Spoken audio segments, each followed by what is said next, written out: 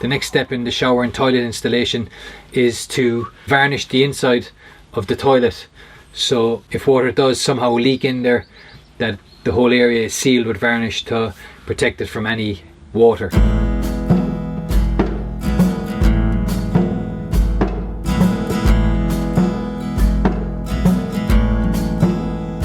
So what I'll do is take out the frame for the composting toilet, give this area just below the composting toilet, I'll give it a few coats of varnish, and that should be good enough for that area. And then for all this other area behind me, I'm going to be using a tanking kit which is specifically designed for wet rooms, so that will keep the rest of this area all sealed up. Let's get to work. So as you can see, where the bucket's going to be the composting toilet, I want to varnish all this area, so here, these side walls, and make sure that it's water sealed and it's got some bit of protection. I know it's not going to be 100%, but at least if anything does get down there, that it's going to be sealed. That's the main thing, that everywhere in this area is sealed from water. So I'm going to remove this frame.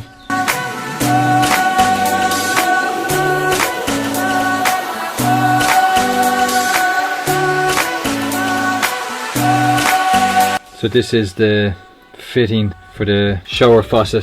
That's it at the back. That's the shower faucet. I'm just doing a dry fit. So that's it from behind. I just have to figure out a way to secure that, stop it from moving around.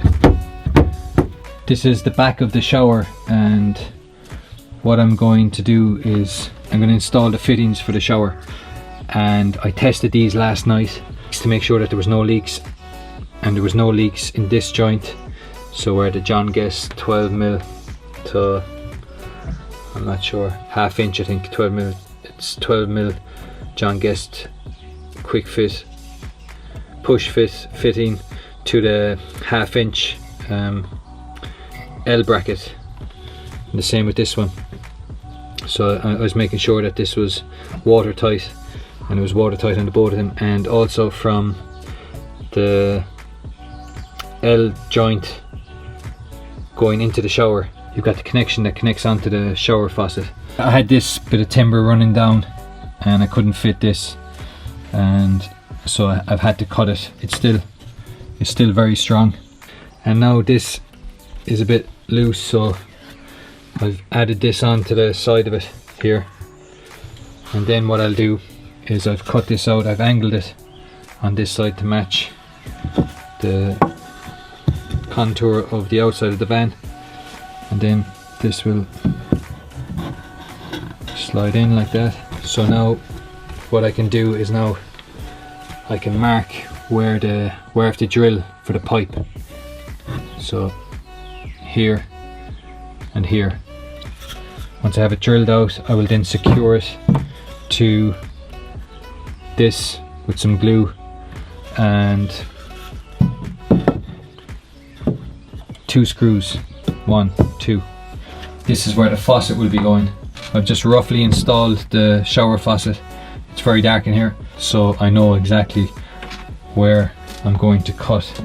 And the reason it's off center, you're going to be sitting down on the composting toilet here, and your head is going to be around here somewhere, so I didn't want the back of your head to be hitting off this handle.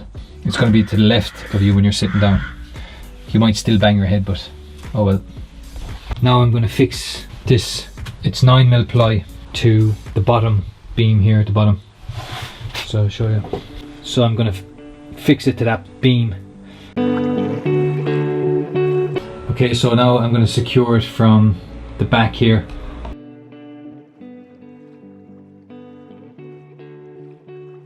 I now have the internal panel fixed in place, and it's secured mainly from the back, and that's because it's got more potential of leaking if I was to screw from the inside into these beams, for example. The only place I have screwed on the inside is down here, but that will be below the composting toilet.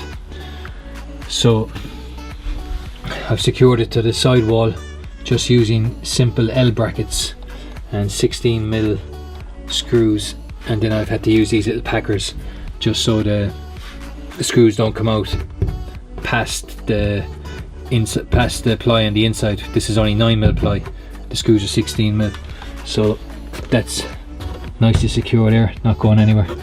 And then I also use L brackets here, L brackets there, L brackets here, L brackets there, so that's going absolutely nowhere. Now the only thing that is a bit wobbly at the moment is this, and I don't mind it being wobbly because it's actually better to have a bit of play on it at the moment until I have it fixed, until I have the actual fittings and the faucet on that, on the inside. And then once I put up this final board, which is going to go up here, 9mm board, it'll be the finishing board, will go up there. Then what I can do is screw just directly through here and fix that. So once it's fixed from the inside, once I'm happy with the way it is, and the shower faucet is all lined up, and I can actually get access to the fittings there, you see. So the pipe will go up through the 12mm pipe, will go up through there and then up through there, and that's secured. So everything's secure this side, and this is the inside. The only place I've put screws is down on the bottom there. I put them on the bottom because it's below the composting toilet, and I didn't want to be putting too many screws on this, all over this, and then having to fill them in, so I just put them on the bottom. The only other place I'm gonna put a screw is just here, and that's into the top section of the framing. So that's the only other screw there, and that will be actually covered over when I put the perspex up against this. So there'll be perspex going up against the roof, and it'll make all this diffused and soft. So now what I'm going to do is I'm going to run a bead of sealant, waterproof sealant, all along there and down along the bottom, and I'll also run it probably along the edge here and seal all this up, and I'll probably put a bead of sealant along here too, along here.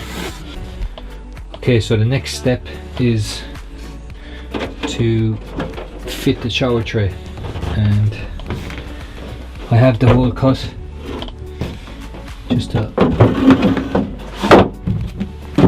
make sure I'm happy. Oh, that fits nicely. So what I'm going to do is I'm just going to put a few dots of Sikaflex under the tray and some sealant, some of that silicone sealant along.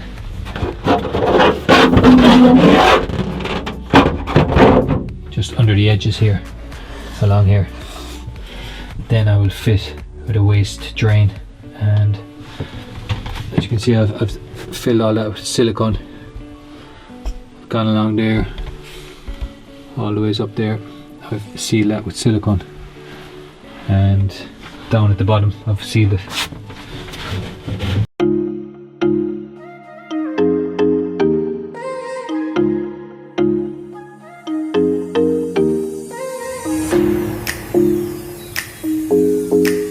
I'm just going to give the edges of where the tray is going to rest on a bead of silicone, and this is waterproof, weatherproof, mildew proof.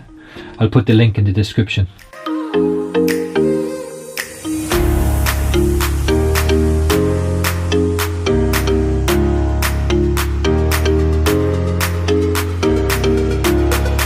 The next thing I'm going to install is this shower waste.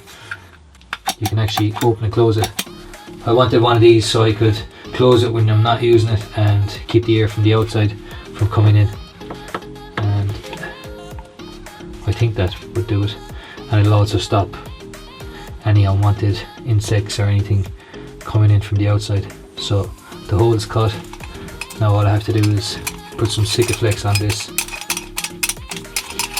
and tighten it from the outside. So what I'm going to do is take these off, take this off, and it's supposed to go into the drain like this with this rubber thing, but I'm going to actually take the rubber thing off because at the moment when you put it in it's slightly too high. Then what I'll do is I'll get a bead of Sikaflex around the inside of that.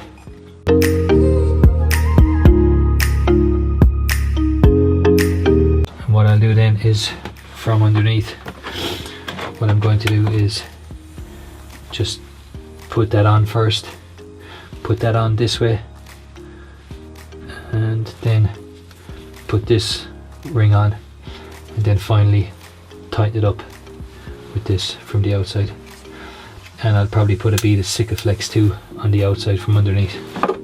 So I'm going to do that now. But it's tightened up now from the outside, and now I just got to clean it up in here, clean the Sikaflex up.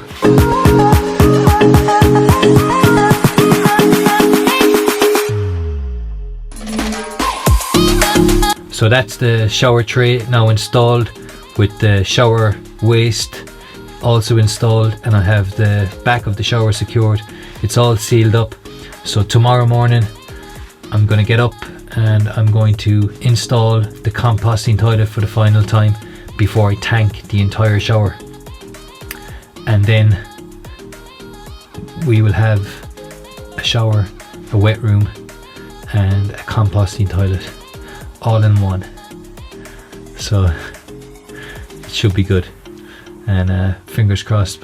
Just noticed tonight that the two LED lights, or three of the three LEDs in the LED strip have gone, so I have to rip that down from the roof up there and send it back to Amazon, and I'll reinstall a new LED strip which I actually have, so I'll reinstall that tomorrow morning.